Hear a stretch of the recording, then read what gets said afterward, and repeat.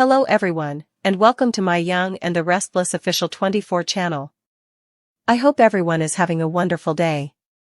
Before we begin, please hit the subscribe button and give this video a thumbs up. Is Mariah continuing Sharon's legacy? Like Sharon, Mariah spoke to her arch-enemy who appeared to be dead. Mariah received a shock from her past in Wednesday's episode. She had a hard time deciding if she should speak with Tessa. Her mother, Sharon, who has been staying at Noah's bedside, was contacted instead. Even though she shoved Tessa away, Mariah feels isolated at the Boston clinic.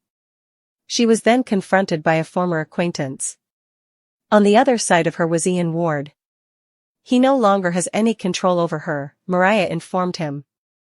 Has Ian risen from the grave? Is Ian in charge of the criminal charges involving Noah and Mariah on YNR? Or is whatever is happening to Mariah causing her emotional turmoil? She is coping with a possible crime, just like her mother. While on a business trip, Mariah admitted to Tessa that she had killed a man. Her trauma was triggered when he made her feel sweeter. Mariah used a pillow to suffocate the elderly man, killing him. Does Mariah have the same mental illness as her mother? Ian vanished from the room at the conclusion of Wednesday's show. This moment gave the impression that Mariah was going through a mental breakdown due to the events of her work trip. Sharon had a similar situation only a year ago. She thought Cameron had risen from the grave. She devised a scheme to murder Daniel as a result of her hallucinations. She was then certain that she had killed Heather, his wife. Does this imply that Daniel is once more in danger? When Mariah finds out what transpired between Daniel and Tessa during her absence, she may want to murder him. After their inebriated night out, two people in that same episode ended up kissing. After then, Daniel told Tessa that he was in love with her. She values his friendship and honesty.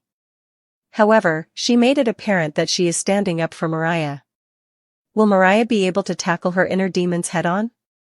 She still has an opportunity to receive the assistance she requires. Sharon urged her to be receptive to the healing process. Hopefully, Mariah will take her mother's counsel and avoid going down the same dark path. Mariah may become even more depressed as a result of Ian's grip. Mariah, played by Cameron Grimes, had been grieving for months since she did not kill Ian, played by Ray Wise. He had taken her from her devoted family when she was a baby. Her life has been hampered by the horror of what he did. Mariah thinks she could have moved on from all of it if she had murdered him. However, she didn't, and her mental health is suffering as a result. In addition to seeking treatment for emotional instability, she is also experiencing hallucinations of Ian since she enticed a man back to a hotel with the intention of killing him. Although she has been plagued with guilt about her actions, she has used them as a way to show herself that she is different from Ian. Mariah stopped herself before she committed a deadly error, even if she did honey trap someone in order to use him as a stand-in for the man she truly meant to kill. The issue, though, is that she continued until she hurt someone. Mariah used a pillow to suffocate the man. Who's to say that need is gone entirely if the violent manifestation of her wish to get rid of Ian just happened once? Mariah insists that what distinguishes her from Ian is her regret. She is reasonable, kind, and reasonable. However, none of those attributes prevented her from causing harm to another person. They haven't stopped her from seeing Ian in her dreams either. Mariah isn't acting logically since she is currently mentally ill and lacks the capacity to do so. Her struggle includes more than just hallucinations. She has a tendency to push her loved ones away and try to manage things alone thus far in this plot. Mariah thinks she's keeping them safe, but because she won't talk, she could lose her wife Tessa and the family they've built with their daughter Aria. Mariah may continue to descend into darkness if she doesn't open up to her loved ones who are attempting to assist her. The man she assaulted might not be her final victim if that occurs.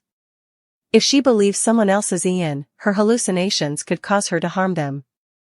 It's not going to be a panacea, but hopefully she gets some benefit from being at the mental health facility. Mariah cannot keep battling her problems alone. She claimed that Ian would have preferred it if she had killed the man she had attacked, but he would also have preferred it if she had chosen to isolate herself. She will require the support she declines to accept in order to separate from him. If not, Ian will be the sole person to keep her company while she is confined to her trauma. The haunting echoes of Sharon's troubled past seem to reverberate through her daughter's soul, pulling Mariah Copeland into a psychological maze that feels eerily familiar. Wednesday's episode of The Young and the Restless delivered a chilling reminder that sometimes legacies aren't about wealth, fame, or success, they're about trauma, guilt, and generational pain. Just like Sharon once did, Mariah found herself face to face with a ghost from her past, a man who represents the darkest chapter of her life, Ian Ward. When Mariah first saw Ian in the Boston clinic, her blood ran cold. For a moment, she could hardly breathe, his eyes, his smirk, that voice she thought she would never hear again. "You don't control me anymore," she whispered, her words trembling with defiance and fear. Yet, Ian's sudden reappearance, or perhaps hallucination, suggests that Mariah's fragile psyche is cracking under immense pressure. Was it really Ian Ward? Has he risen from the grave to torment her once again? Or is Mariah's mind unraveling, drawing her deeper into the same psychological darkness that once consumed Sharon Newman? Mariah's descent began with the guilt she carried from her business trip, the one she confessed about to Tessa in a moment of raw vulnerability. During that trip, something snapped. The past collided with the present in a horrifying moment of weakness. Mariah admitted that she suffocated an elderly man with a pillow, a man who had made her feel unsafe, threatened, and powerless. It was an act born not of malice, but of trauma and instinct. Still, it was violence. It was something she couldn't undo. And now, in the quiet isolation of the clinic, that guilt has manifested into visions of Ian, the man who once manipulated and abducted her as a child. The parallels between mother and daughter are painfully striking. Sharon, too, once stood on the precipice of madness. Only a year ago, she was haunted by visions of Cameron Kirsten, a man she believed had risen from the dead. Sharon's delusions grew so intense that she even plotted to kill Daniel, convinced that he posed a danger to her family. She later believed she had killed his wife, Heather, in a twisted reenactment of her worst nightmares. Sharon's mental illness pushed her to the edge of ruin before she finally sought help. Now, as Mariah begins to hallucinate Ian Ward, viewers can't help but ask, is she walking down the same tragic road? When Ian vanished from the room at the end of Wednesday's episode, it became terrifyingly clear that Mariah was slipping into her own mental crisis. Her grip on reality is faltering. Each time she tries to rationalize what's happening, telling herself that Ian is gone, that she's safe, another voice creeps in, whispering that she's not. She's beginning to see his shadow in every mirror, hear his words in every whisper of wind. Mariah's confession to Tessa only intensified the emotional storm. Tessa, ever the devoted partner, tried to listen without judgment, but she was visibly shaken. She knew Mariah needed help, professional help, but convincing her wife of that was another story. Mariah, stubborn and prideful, has inherited Sharon's fierce independence. She believes that by handling things on her own, she's protecting her family. But in truth, she's pushing them away. Sharon herself warned her daughter that isolation is a dangerous path, one she knows all too well. "Be open to healing," Sharon urged during their last phone call, her voice trembling as she sat at Noah's hospital bedside. "Don't make the same mistake I did."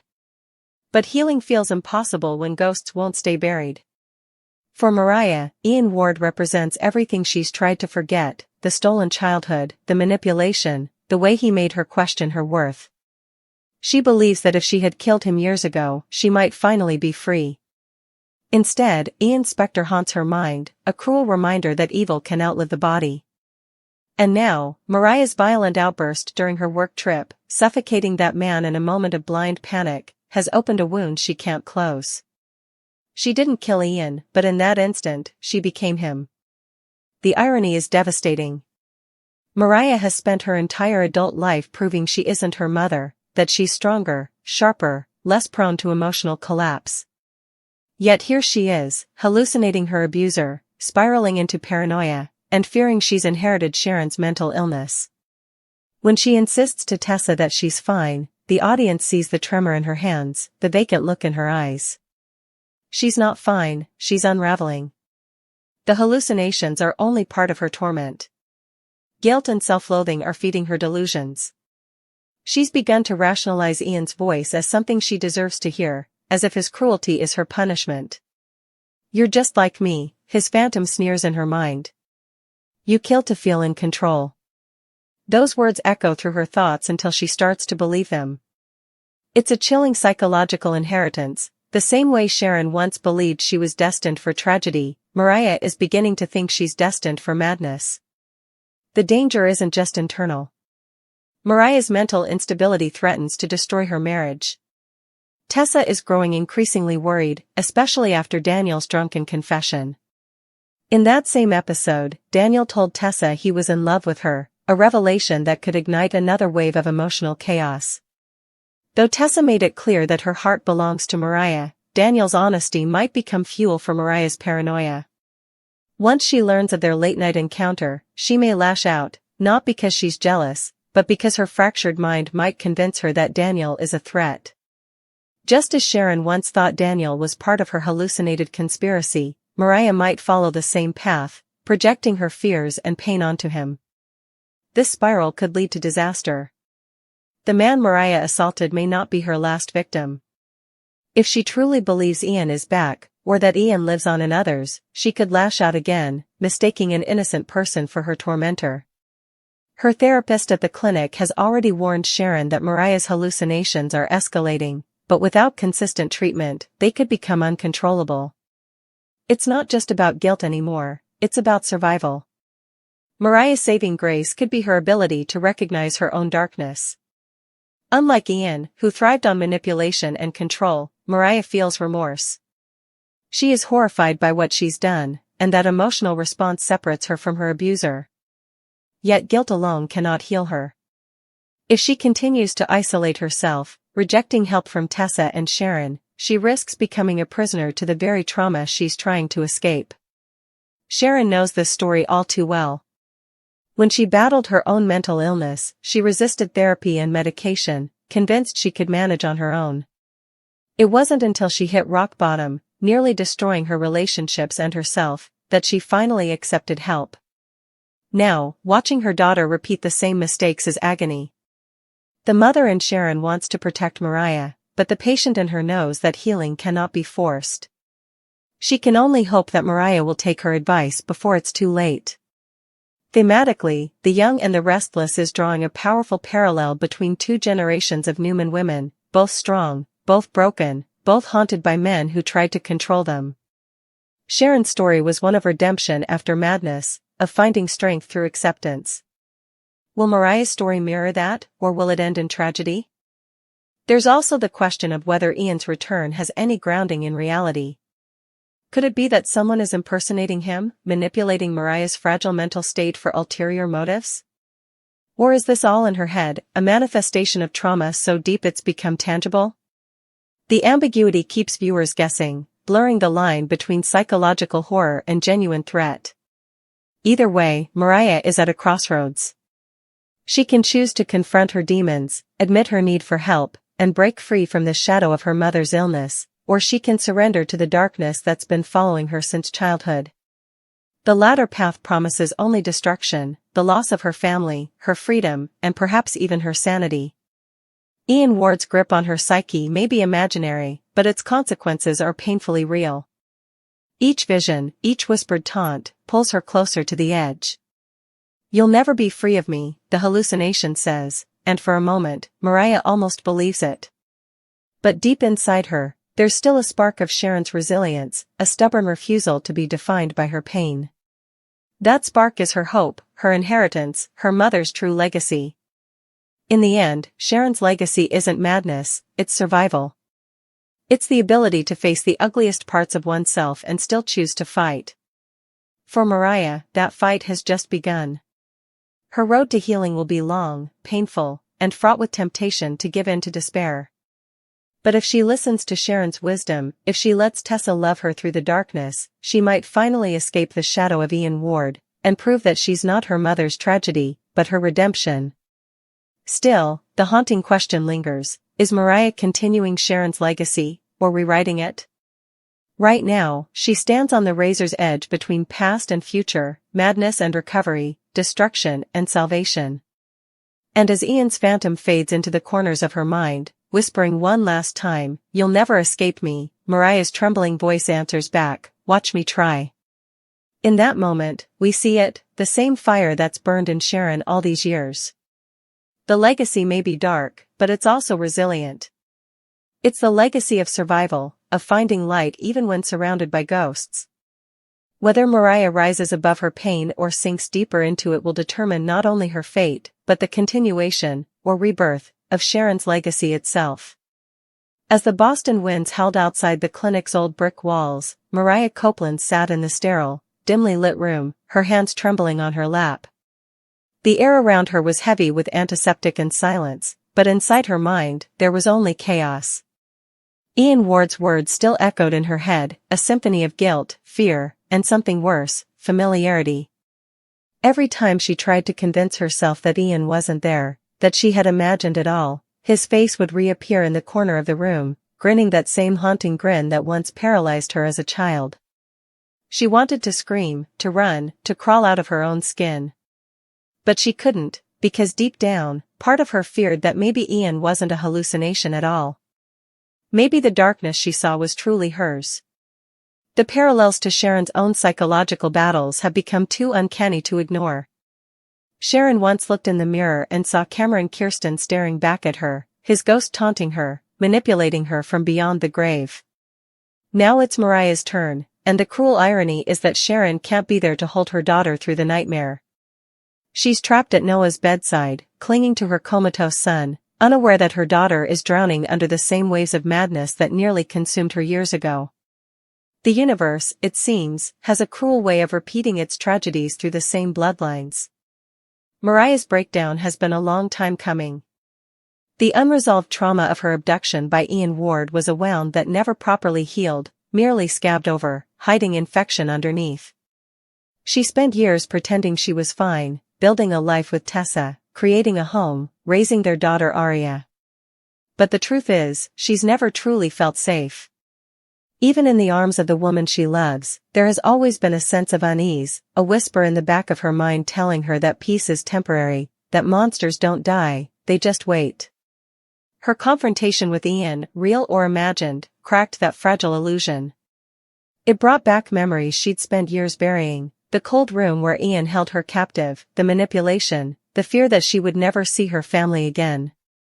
Those memories bled into her present life, merging with her guilt from the man she killed on her business trip. She swore she did it in self-defense, but guilt doesn't follow logic. It seeps into everything, her dreams, her thoughts, her reflection. And now, it's consuming her. When Tessa visited the clinic that night, hoping to talk things through, Mariah couldn't even look her in the eye. The shame was too heavy. She knew Tessa deserved honesty, but honesty meant admitting she wasn't just haunted, she was dangerous. "I see him," Mariah whispered, her voice cracking. "I see Ian. He talks to me like he's still alive." Tessa's eyes welled with tears, her instinct screaming to hold her wife, to protect her. But Mariah stepped back. "Don't," she said softly. "If I touch you, he'll see. He'll know you're here."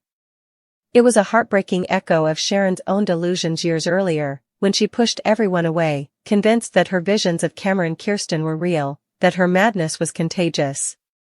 History, it seems, was repeating itself with chilling precision. Sharon has always feared that her children might inherit not just her compassion and loyalty, but also her instability. Mental illness has stalked her like a shadow, and she's fought hard to manage it: therapy, medication, meditation, self-forgiveness. But Sharon knows that trauma can be hereditary in more ways than one. Mariah's emotional fragility, her tendency to internalize pain until it explodes, these are the hallmarks of her mother's psychological scars.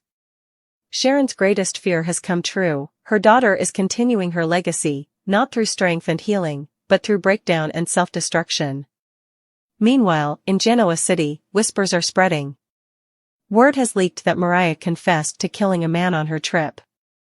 The details are murky, the circumstances unclear, but the scandal has reached Daniel's ears, and his guilt over his drunken confession to Tessa only fuels the fire. Daniel knows that Mariah's mental state is fragile, and that if she learns the truth about his feelings for Tessa, it could shatter her completely. He confides in Heather, who urges him to keep his distance, but his conscience won't let him. She deserves the truth, Daniel says. Even if it breaks her. But the truth has a way of twisting in Mariah's mind. When she overhears part of a phone call between Tessa and Daniel, the words blur, reshaped by her paranoia. She needs me, Daniel says, referring to Mariah's need for help, but all Mariah hears is betrayal. The hallucinations intensify that night. Ian appears again, sitting in the chair across from her, arms folded. They always leave you, he sneers. Just like they left me. You and I, Mariah, we're the same.